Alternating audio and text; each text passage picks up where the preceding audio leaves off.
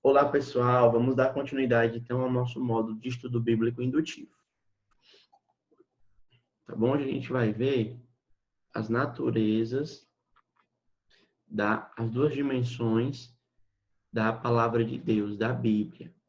Eu penso que nós vimos isso de forma bem en passant, né? Bem rápida, quando estávamos estudando hermenêutica no módulo que tivemos lá no centro. Pois bem, vejamos. A Bíblia tem duas dimensões, tá? A primeira delas é a dimensão humana, e a segunda é uma dimensão divina. Como dimensão humana, gente, uma implicação disso é que ela deve ser lida, deve ser estudada, como qualquer outra forma de comunicação humana. Por quê? Porque ela foi falada, ela foi escrita, foi construída dentro de uma gramática, que segue uma estrutura, que tem uma forma literária, tá certo? E todos esses elementos vão ser importantes para o estudo bíblico, tá? Por isso, então, que nós começamos o primeiro módulo com hermenêutica, para que vocês tivessem uma noção, mesmo que introdutório, de como é que essas coisas funcionam. Nós já vimos que não podemos interpretar uma poesia como interpretamos uma profecia, por exemplo, tá bom? Então, isto aqui, gente, se dá porque a Bíblia, ela é um livro humano. Então, ela tem uma linguagem, certo? Ela tem um interesse comunicativo e uma série de coisas, tá certo? Agora, quando nós vemos para a esfera divina, tá certo? E aqui é onde diferencia a Bíblia de todos os outros livros, porque por ela ser um livro espiritual, um livro divino, ela deve ser lida e estudada. Então, todos esses processos aqui, de gramática, de estrutura, de forma literária, elas devem ser estudadas como fazendo ou à luz da verdade de que a Bíblia é a palavra de Deus, tá? Não podemos esquecer isso de forma alguma. Então, nesta dimensão, na Bíblia como palavra de Deus, tá? Há três termos teológicos importantes que devemos sempre ter em mente. Cada um trata de um aspecto diferente da comunicação de Deus para o homem, havendo, então, uma progressão nessa comunicação. Então, quais são esses termos? Vamos olhar aqui na página seguinte. Primeiro termo é a revelação, certo? O que é revelação, professor? A revelação é o processo pelo qual Deus desvenda ao homem o seu caráter, o seu eterno desígnio, e como um processo natural um resultado natural deste processo, melhor dizendo, a verdade divina, ela é manifesta ao homem, tá? Nós temos, então, o Salmo 19, que fala que os céus e a terra declaram a glória de Deus, e o firmamento anuncia as obras de sua mão. Mas é somente por meio de uma revelação especial que nós temos, então, este relacionamento, a forma como Deus se relaciona, como Ele salva, sendo expresso. A natureza, apesar de revelar alguns caráteres de Deus, apesar de revelar a glória dele, apesar de revelar a existência dele para os homens, ela não diz o nome, tá certo? Ela não diz a quem ele é, como ele salva, não anuncia o pecado, coisas desse tipo, tá? Então, quando eu falar de revelação geral, gente, eu estou falando da natureza, de coisas outras que acontecem que não é as escrituras. Portanto, Deus se revela pela natureza, mas esta é uma revelação geral, tá bom? E ele se revela pelas escrituras, tá bom? E isso é uma revelação específica, porque lá ele diz o seu nome, quem ele é, como ele salva, o povo que ele escolheu e uma série de coisas que são importantes para o nosso crescimento espiritual. Segundo termo aqui que nós vamos analisar é a inspiração. A inspiração é o processo de supervisão do Espírito Santo de Deus, a terceira pessoa da Trindade, sobre os autores humanos, para que, usando as suas personalidades, ou seja, usando, né, os seus processos formativos, tudo aquilo que eles viveram na sua infância, eles pudessem compor e registrar a revelação de Deus sem erro nos escritos originais. Tá certo? Então, isto é o que confere a qualidade peculiar das escrituras em detrimento de todos os outros livros, tá bom? Porque ali Deus está manifestando a sua vontade mediante o Espírito Santo, de maneira que é infalível, que é suficiente, tá certo? Então, essa é o segundo termo, é a inspiração, tá certo? Um terceiro termo importante é o termo da iluminação.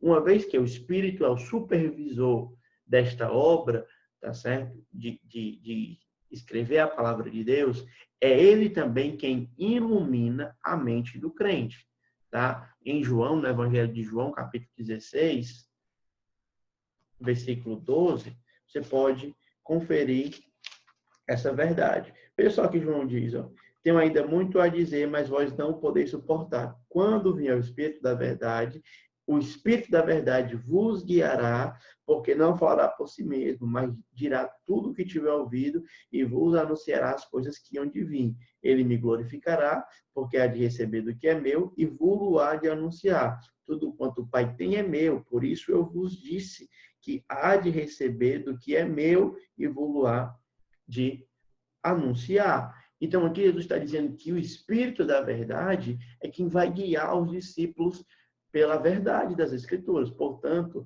nós somos seres completamente dependentes do Espírito Santo de Deus para a compreensão da palavra de Deus, tá bom? Agora, de forma prática, tá bom? O que é que isso altera? O que é que isso modifica na nossa vida? Uma vez que talvez essas verdades você já as tenha escutado, tá bom?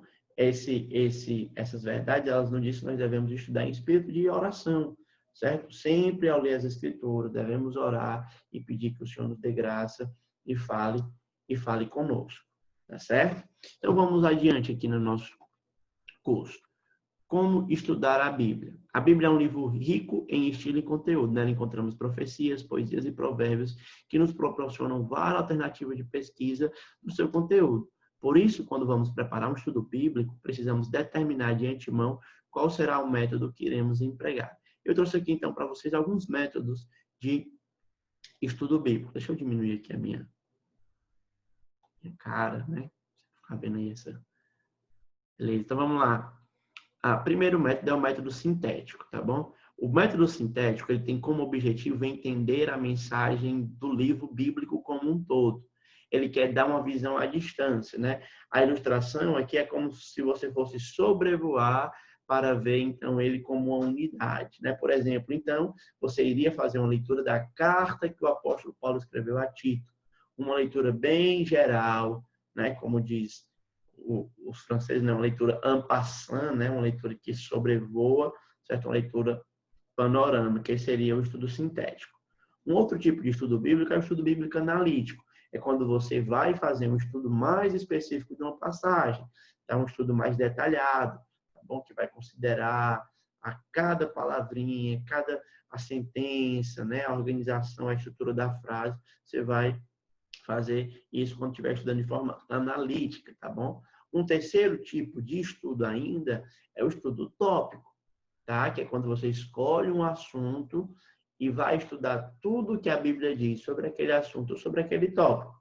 Por exemplo, nós temos muitas Bíblias que têm concordância, né? Então, sempre quando a Bíblia fala de perdão, ele dá lá todas as passagens que a Bíblia fala de perdão e você vai, então, tentando construir os seus estudos à medida que faz pesquisas nesse sentido. Tá? O exemplo que eu trouxe aqui para vocês é, por exemplo, um bispo. O que é um bispo? Né? Então, você vai fazer um estudo sempre que a palavra aparece, vai na concordância e, então, fazer esse estudo tópico. Um outro tipo de estudo, gente, é o estudo biográfico. É o estudo onde a vida de um personagem bíblico é pesquisada. Você, assim, vai verificar as informações históricas, o caráter da pessoa, todas as informações que você tem nas escrituras a respeito da pessoa. Por exemplo, quem foi Tito, né? Você vai olhar onde ele aparece e coisas nesse sentido, tá? Um outro ainda, o quinto, é o estudo doutrinário ou teológico. É quando você, então, vai estudar uma determinada doutrina, verificando as informações em toda a Bíblia, ou pelo menos em parte dela, visando encontrar o sentido verdadeiro desta doutrina na Bíblia ou então no livro de estudo. Por exemplo, você pode estudar a ressurreição dos mortos, a doutrina da eleição, a doutrina da perseverança dos santos, né?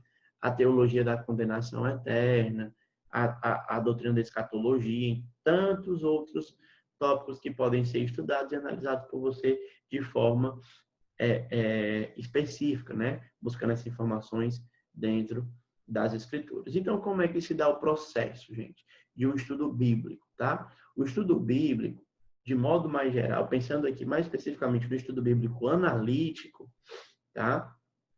Ele se dá da seguinte maneira. Primeiro você faz uma observação, você faz uma interpretação e, por último, você faz, então, uma aplicação. E nós já vamos finalizar. Veja, o que é observação? É o que você vê. Então, você vai fazer a leitura do texto, tá? E vai tentar absorver ele de forma bem geral, tá certo? E o exercício aqui é que você, então, faça um resumo com as suas próprias palavras desse texto, tá? Olha só que eu coloquei aí, ó. Observação é o exame cuidadoso e completo do texto. Ela é o alicerce do estudo bíblico indutivo. Quanto mais nos saturamos do texto, como esponja, melhor vai ser o estudo. Nessa etapa, o estudante vai fazer algumas perguntas ao texto até ficar bem familiarizado com a passagem. Segundo tópico, o que isso significa? A interpretação é discernir o significado do texto, baseado nas observações já feitas. É procurar, então, compreender o sentido que o escritor quis transmitir quando ele escreveu às pessoas do seu tempo. A fase de interpretação é de fundamental importância no estudo bíblico, pois se ela estiver errada, a aplicação também estará fatalmente errada. Então, na interpretação, você vai tentar trazer o que você viu, né, que está no mundo bíblico, para os dias de hoje, tá certo? Como isso pode ser, o que isso significa. Tá? E por último, mas não menos importante, é a aplicação. A aplicação, então, gente, é colocar em prática o que foi estudado. Tá certo? O que foi o estudo, né? Que está errado, é para ser o que foi estudado, perdão. É o alvo do estudo bíblico. Uma vez que estudamos o texto, nós temos que deixar que o texto nos estude, né? Sem a aplicação, nós temos uma tarefa inacabada. Porém, não chegaremos à aplicação correta se não tivermos primeiro uma interpretação correta e se não tivermos uma interpretação correta, sem uma profunda observação do texto, nós vamos ter uma aplicação superficial, uma aplicação errada. O propósito da Bíblia não é aumentar o nosso conhecimento, mas o propósito das Escrituras é mudar a nossa vida e mudar o nosso caráter. Tá bom? Então, pessoal, o que é que eu vou fazer agora? Agora eu vou passar uma atividade para vocês. Vai estar lá na plataforma, tá certo? A atividade, certo? Qual é a atividade? Você vai ler um texto, vai dizer o que ele significa, vai observar o texto, vai dizer o que ele significa e depois vai aplicar de forma bem breve, tá certo? Espero que todos vocês façam e me enviem, porque assim então a gente vai conseguir ter um crescimento necessário. Um forte abraço e tchau, tchau.